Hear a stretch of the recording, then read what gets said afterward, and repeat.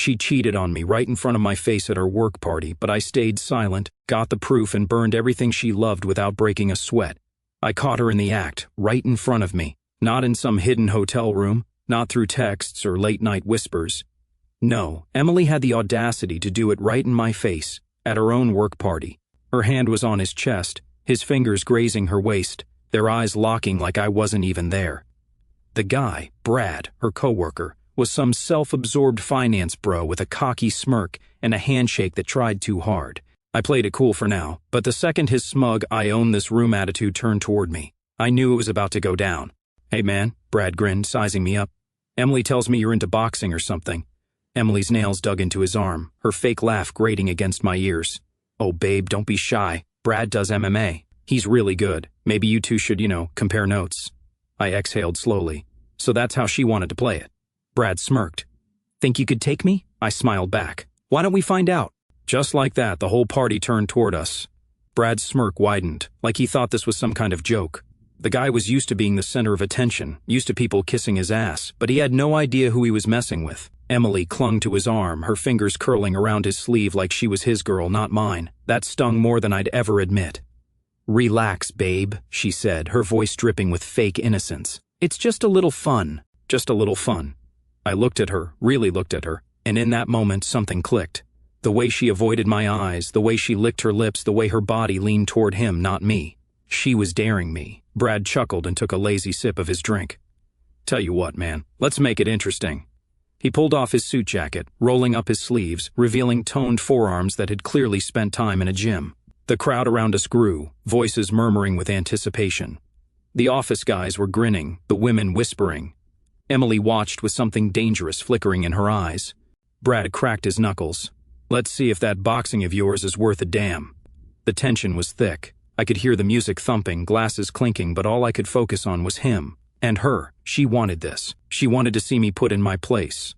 Too bad for her I wasn't the kind of guy who backed down. I took a step closer, rolling my shoulders, my body relaxed but my mind already calculating. Brad thought this was just some cocky office sparring match. He didn't know that I'd spent years in the ring, that I'd taken hits from guys twice his size and walked away grinning. He threw the first punch. Big mistake. I dodged easily, stepping to the side, making him stumble forward. The crowd let out a sharp ooh, laughter rippling through them. Brad's face darkened. Emily giggled, but it wasn't at him. It was at me. "Come on, babe, don't embarrass him," she teased, twirling a lock of hair. I clenched my jaw. "Babe." She still had the nerve to call me that while standing next to him. Brad came at me again, sloppier this time, frustration leaking through his cocky exterior. I dodged, caught his wrist, and twisted just enough to make him wince, his face contorted in surprise.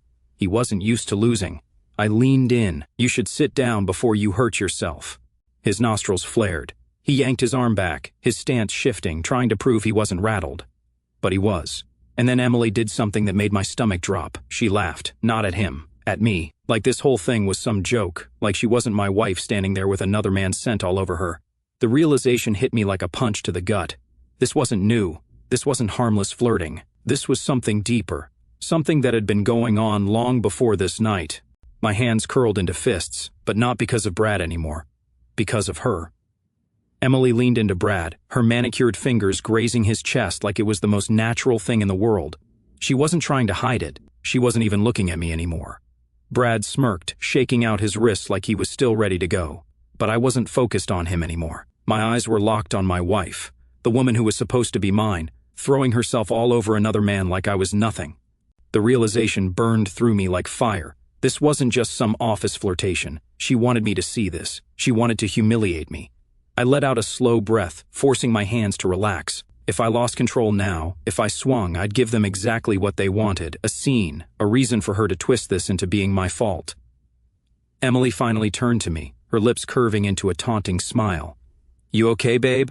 Her voice was sweet, sickeningly fake, but her eyes were gleaming with something else. Power. That's when it all clicked. This wasn't about Brad. This wasn't even about some drunken office party. She wanted out, and she wanted to make sure I was the bad guy when it happened. Brad chuckled, slapping a hand on my shoulder like we were old buddies. "Hey man, no hard feelings. We're just having fun." Fun. I looked at Emily one last time, really taking her in. The dress, the hair, the way she kept touching him like I wasn't standing right there. I could almost hear the words in her head, do something, lose your temper, give me a reason. Not tonight. I forced a slow grin and took a step back. Yeah, fun. Then I turned and walked away. I didn't need to see more. I already knew exactly what was happening, and now I needed proof. I left the party without looking back, but every muscle in my body was wired with tension.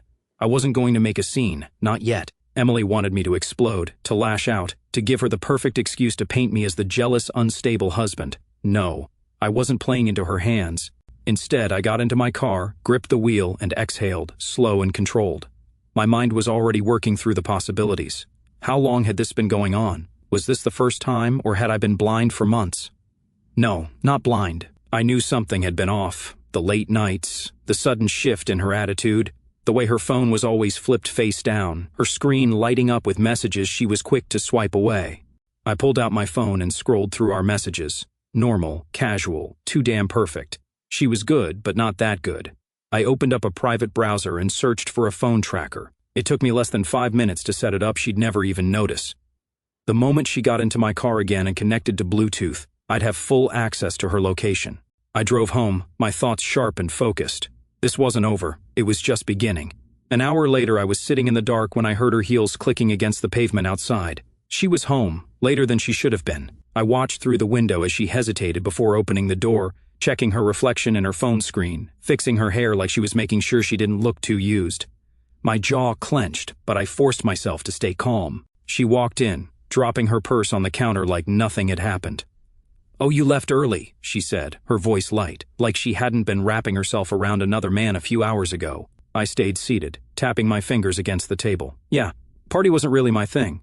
She smiled, slow and knowing. "Really? I thought you'd enjoy it.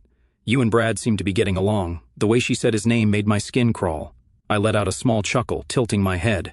"You seemed close with him." Something flickered in her expression, fresh and brief, but there. Then it was gone, replaced by a lazy shrug. "He's fun. Unlike some people." I let that one slide, for now. She walked past me, her perfume lingering in the air. But it wasn't just hers, it was his too, and that was all I needed to know.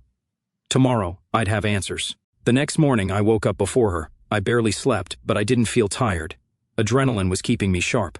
Emily was curled up in bed, breathing steady, looking peaceful, like she wasn't living a double life, like she wasn't the kind of woman who could drape herself over another man while her husband was standing right there. I got up quietly, grabbed my phone and checked the tracker. She'd gone somewhere after the party, not home, not a club, a hotel.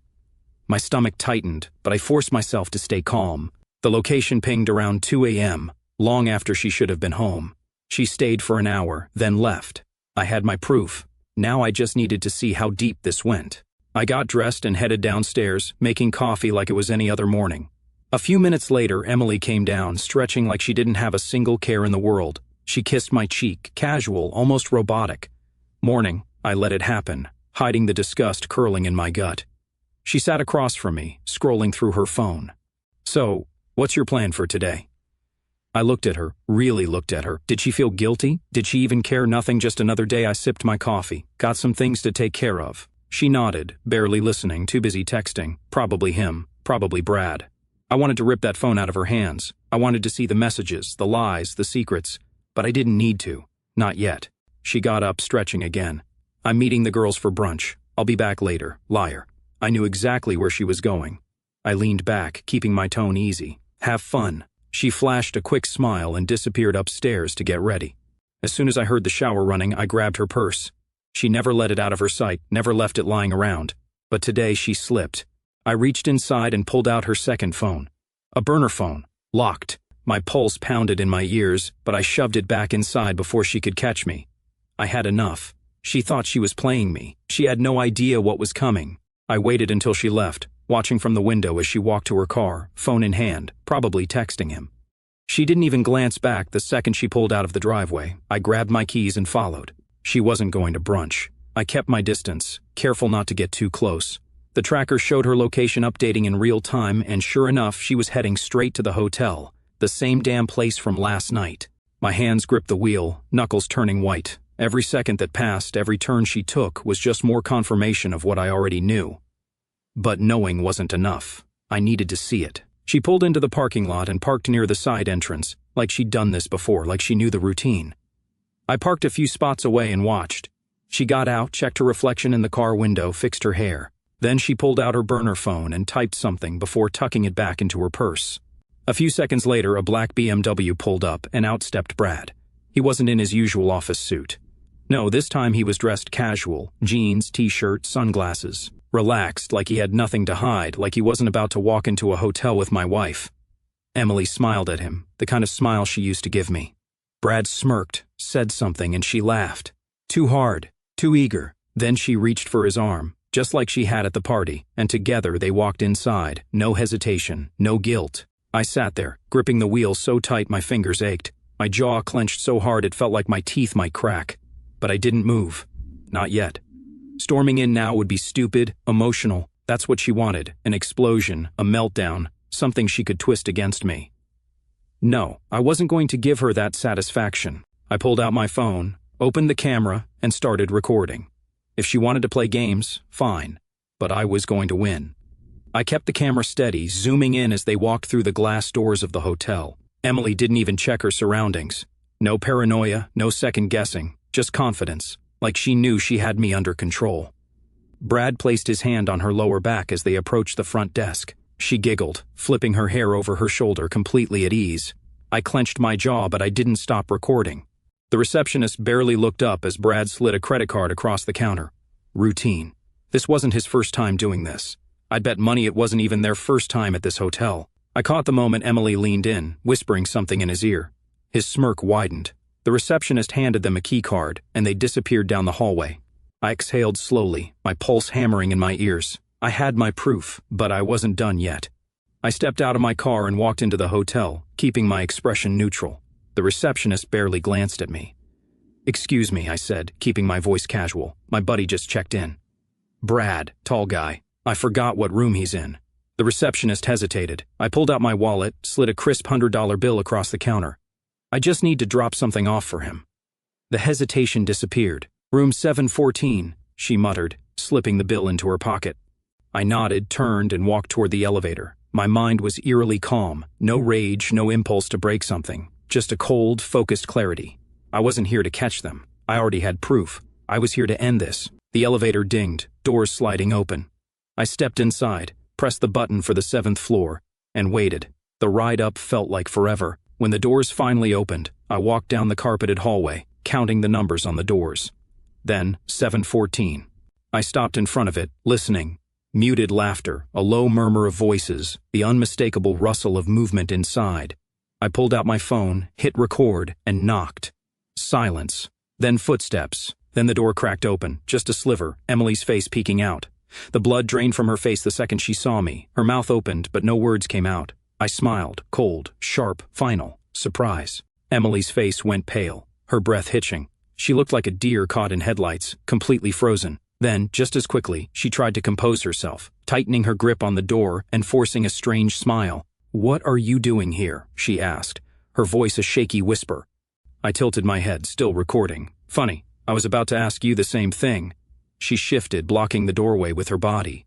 I could hear movement inside, Brad's footsteps, the rustle of sheets, a muffled curse. He knew. Emily exhaled sharply, her eyes darting behind her before locking onto mine again. "Listen, I can explain." I laughed, a low, humorless chuckle. "Go ahead. Explain why you're in a hotel room with your coworker in the middle of the day." Her jaw clenched, panic flickering behind her eyes. She knew there was no way out of this. Then, like flipping a switch, she changed tactics. "You're acting crazy," she snapped, her voice rising. "You're following me now? Do you even hear yourself?" There it was, the deflection, the classic turn it back on him strategy. I didn't bite. Instead, I just lifted my phone slightly, making sure she saw the red recording light. She inhaled sharply. "Are you serious? You're recording this?" I smiled. "Just making sure I remember your explanation." That's when he spoke. "Dude, just chill," Brad's voice came from inside the room. "You're making a scene." I let out a slow breath, gripping the doorframe to keep my hands from doing what they wanted to do. Emily turned, whispering something to him before looking back at me, her face twisting into mock outrage. "You have no right to invade my privacy like this." That almost made me laugh. Privacy. She cheated, lied, humiliated me, and now she wanted to play the victim. I stepped forward, lowering my voice. You want privacy? Then why'd you do this in a public hotel with a guy who can't even keep quiet? Brad cursed again. All right, man, enough. And then the coward finally showed his face. He stepped beside her, still in his jeans, shirt slightly wrinkled. He ran a hand through his hair, like this was just an inconvenience, like he wasn't standing in front of the man whose wife he'd been screwing. I stared at him, long and hard. He shifted. I saw it then, that flicker of doubt in his eyes, the realization that I wasn't here to yell and scream like some weak, heartbroken idiot. I was calm, and that terrified him. Emily must have felt it too, because her whole demeanor changed again. Now she looked nervous, like she finally understood that this wasn't just going to go away. I took one last look at both of them, my grip tightening around my phone. Then I simply said, "We're done." Emily's mouth opened, but I didn't give her the chance. I turned, walked away, and left them standing there. Because this wasn't just about catching her. This was about making sure she never forgot who she underestimated. I walked out of that hallway, out of that hotel, and straight to my car.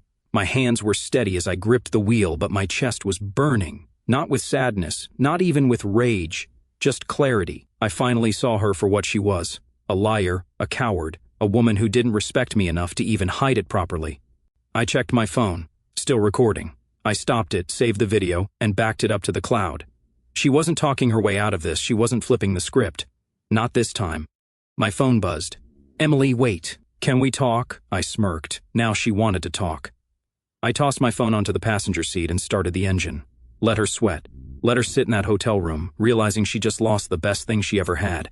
I drove home in silence, my mind already working through the next steps. I wasn't going to let this drag out. I wasn't going to let her manipulate me with fake tears and empty apologies. By the time I pulled into the driveway, I had a plan. First, I was taking everything. Emily had always liked to act like she was above me, like she was the prize. But the truth, the house, the cars, the vacations, all mine. My name on the mortgage, my money in the account. She walked into this marriage thinking she was untouchable. Now she was about to find out what it felt like to lose. I stepped inside and headed straight for the office. I pulled up my emails, started drafting a message to my lawyer. No hesitation, no second thoughts. Halfway through, my phone buzzed again. "Emily, can you at least hear me out?" I stared at the screen, debating whether to even respond. Then, with a slow exhale, I typed back, "Come home. Let's talk." Let her think she still had a chance. Let her walk through that door believing she could fix this. Because the moment she stepped inside, she was going to realize she wasn't walking back into her home. She was walking out of mine. Emily showed up an hour later. I heard her car pull into the driveway, the hesitant way her heels clicked against the pavement. She paused at the door, probably rehearsing whatever excuse she thought would work on me. I didn't move from my chair. I just waited. The door opened, and there she was, hair perfectly fixed, expression carefully crafted, just the right mix of guilt and defiance, like she was ready to lie, but also prepared to flip the blame if needed. She closed the door behind her and let out a slow breath, placing her purse down. "Okay," she said, crossing her arms. "Can we be adults about this?" I almost laughed. "Adults." I leaned back, folding my arms. "Go ahead, explain." Her eyes flickered with hesitation. She wasn't used to this, me being this calm. She was expecting rage, a fight, an opening where she could twist things around, but I wasn't giving her one. She sighed dramatically, rolling her eyes. "Look, I know how this looks, but you've been so distant lately. I felt unappreciated. I never meant for it to go this far." I nodded, as if I actually cared. "So you're saying it's my fault?" She softened her voice, stepping closer, her hands reaching for mine. "No, babe, I'm saying I needed you, and you weren't there." I pulled my hands back before she could touch me. Her face twitched for a second, her mask slipping. "You needed me," I repeated, letting the words sink in. "You needed me, so you went with Brad." She inhaled sharply. "It wasn't." I grabbed my phone, tapped the screen, and hit play. The video started, the hotel entrance, her laugh, the way she touched him, the key card, the door closing behind them. Her entire body stiffened. Her mouth opened, then closed. No words, no excuse. I let the silence stretch. Then I looked up at her and said, "Pack your things." She blinked, caught off guard. "What?" "You heard me," I said, standing up. "Your stuff, your clothes, your burner phone. All of it. Pack it." She let out a nervous laugh. "Come on, you're being ridiculous." I stepped closer, lowering my voice. "You lost, Emily. There's nothing left to talk about. The house? Mine. The bank account? Mine. Your reputation at work?" I let that hang in the air. "Guess who's getting that video?" Her face dropped. "You wouldn't," she whispered. I smiled. Try me. For the first time since I walked into that party, she looked scared. Good. She turned on her heel and stormed upstairs, slamming the bedroom door. A few minutes later, I heard drawers opening, the rustling of clothes being stuffed into a suitcase. I sat back down, exhaling slowly. It was done. She wanted to play games. She thought she could humiliate me. She just learned the hard way. I don't lose. Emily stormed down the stairs 20 minutes later, dragging a half-zipped suitcase behind her. Her face was twisted with anger, but beneath it I could see the panic. She never expected this. She thought she had control. She thought she could lie, manipulate, play the victim, and I'd fall for it. Not this time. She yanked her purse off the counter and turned to me, spitting out her last pathetic attempt at saving face. You know what? You're not even a real man. A real man would have fought for his wife. I let out a slow, humorless chuckle. A real man doesn't fight for a woman who spreads her legs for another dude in a cheap hotel. Her eyes flared with rage. She lifted a hand, like she wanted to slap me, but she stopped herself at the last second. Maybe because she saw the look in my eyes. Maybe because she finally understood she was nothing to me now. She let out a sharp exhale and grabbed her suitcase, yanking the front door open. The cold night air hit her, and for a brief moment she hesitated. She was realizing what just happened. She didn't just lose her husband. She lost the house, the security, the life she took for granted. She stepped outside, then turned back, desperation creeping into her voice. "You're really doing this?" I leaned against the doorframe, arms crossed. "You already did." Her lips parted, but nothing came out. No more excuses, no more games. I reached for the door, locking eyes with her one last time. Then, without another word, I slammed it shut. Silence. For the first time in months, the house felt peaceful. I exhaled, rolling my shoulders, feeling a weight I didn't even realize I'd been carrying finally lift. I walked back to the kitchen, grabbed a beer from the fridge, and sat down. My phone buzzed. A text from an unknown number. "Brad, yo man, let's be cool about this. No need to ruin careers over a woman." I smirked. The audacity of this guy. I tapped out a response, "Check your email." I had sent the video 5 seconds earlier. Another text from Brad, "WTF, man, are you serious?" I took a slow sip of my beer, watching the 3 little dots appear as he typed, then stopped, then typed again. Yeah, I was serious. Emily wanted to play games, Brad wanted to play along. They both just learned something the hard way. I don't play. And I sure as hell don't lose. The house was quiet now, the kind of silence that felt earned, like the calm after a storm you'd fought through and won. I leaned back in my chair, the cold beer sweating against my palm, and let the moment sink in.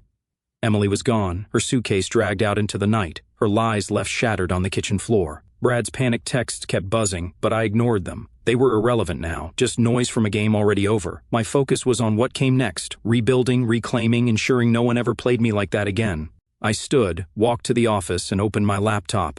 The video was still there, backed up in triplicate. Cloud, external drive, encrypted email to my lawyer, Sarah, a woman who'd seen worse betrayals than mine and knew how to turn evidence into leverage. I drafted a message to her, attaching the video and the tracker logs from Emily's burner phone. "File for divorce," I wrote. "Full enforcement of the prenup. No alimony, no shared assets." The prenup, signed 5 years ago when Emily thought it was just a formality, was my ace. Infidelity clause, clear as day, cheat, and you walk away with nothing. She'd laughed when we signed it, saying, "Like I'd ever need to cheat." Funny how arrogance writes its own ending. I hit send, closed the laptop, and exhaled. The house felt different now, not empty, but free.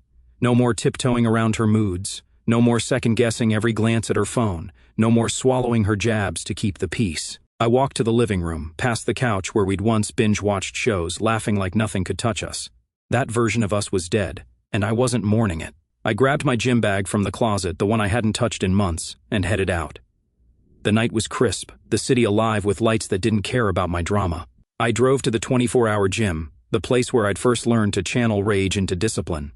Tonight, I needed that again. The gym was nearly empty, just the hum of treadmills and the faint clank of weights. I wrapped my hands, slipped on gloves, and faced the heavy bag.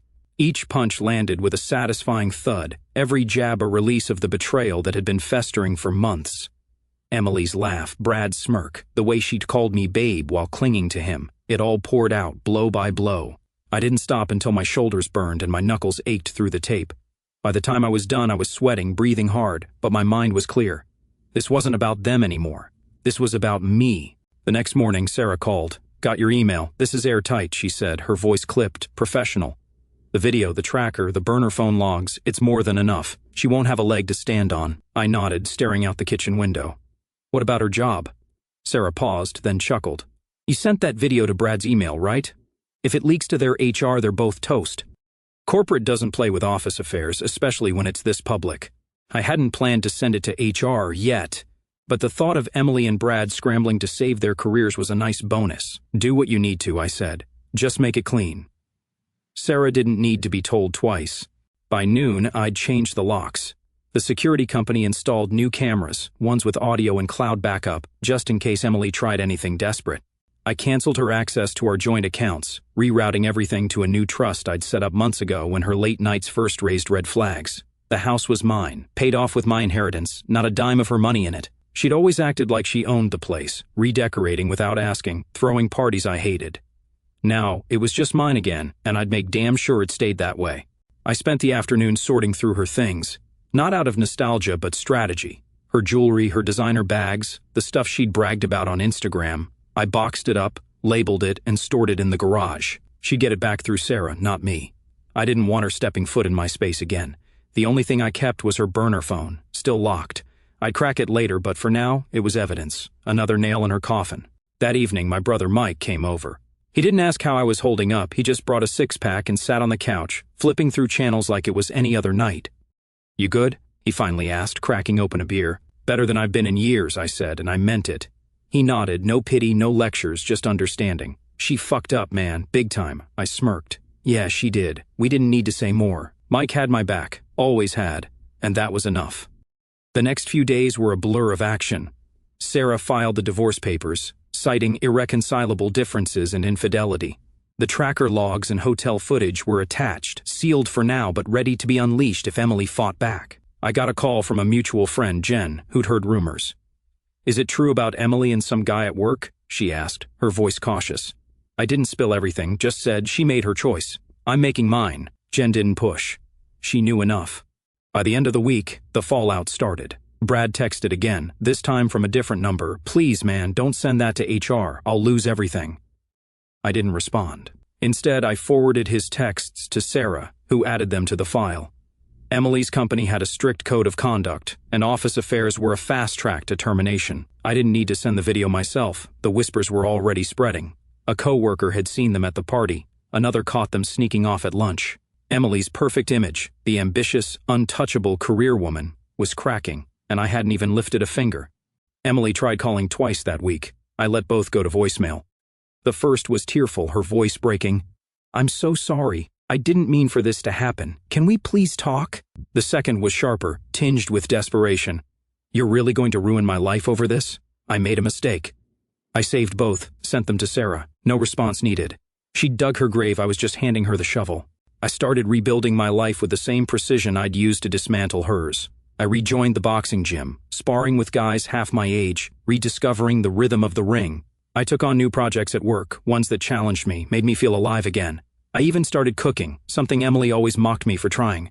Turns out, I wasn't half bad at it. The house felt like mine now, not a battleground. I replaced her overpriced decor with simple, functional pieces, stuff that didn't scream look at me but said, this is home. A month later, I met Lisa. It wasn't planned. I was at a coffee shop, reading, when she asked if the seat across from me was taken. She was a nurse, sharp-witted, with a laugh that didn't feel rehearsed. We talked for hours, not about Emily or my past, but about life, books, travel, the stupid things people do in hospitals. She didn't know my story, didn't need to. She saw me, not the guy who'd been betrayed. We went out again, then again. It wasn't love, not yet, but it was something real, something I hadn't felt in years. Emily's life, meanwhile, was unraveling. Sarah got word that she'd been fired. The video had made its way to HR, not from me, but from an anonymous source. Brad was gone too, demoted to some backwater branch. His reputation shot. Emily moved into a cramped apartment, her social media silent for the first time in years. I didn't gloat. I didn't need to. She'd built her world on lies, and now it was collapsing under its own weight. One night, Lisa and I were at a bar, her hand on my arm, her laugh cutting through the noise. My phone buzzed. A text from an unknown number. I'm sorry, I lost everything. Can we talk? Emily. I stared at it, then showed it to Lisa. She raised an eyebrow. You gonna answer? I shook my head, deleted the text, and blocked the number. Nah, she's not my problem anymore. Lisa smiled, squeezing my hand. Good call. I looked around the bar, at the people laughing, at Lisa's easy grin, at the life I was building. Emily had tried to break me, to humiliate me, to make me feel small. She failed. I wasn't just surviving, I was thriving. The scars were there, but they were mine, proof of a fight I'd won. I raised my glass to Lisa, to the future, to the man I'd become. Emily could keep her regrets. I had my freedom, my strength, and a life that was finally mine. And I sure as hell wasn't losing again.